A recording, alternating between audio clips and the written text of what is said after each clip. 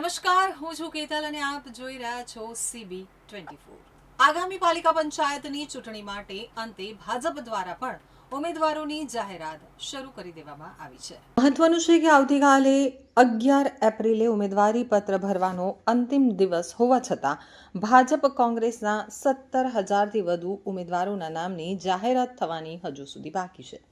Bharatiya Janata party દ્વારા આજે પણ પાર્લામેન્ટરી બોર્ડની બેઠક બોલાવી છે। બપોર સુધીમાં તમામ ઉમેદવારોના નામની જાહેરાત કરી દેવામાં આવે તેવી શક્યતાઓ જોવાઈ રહી છે।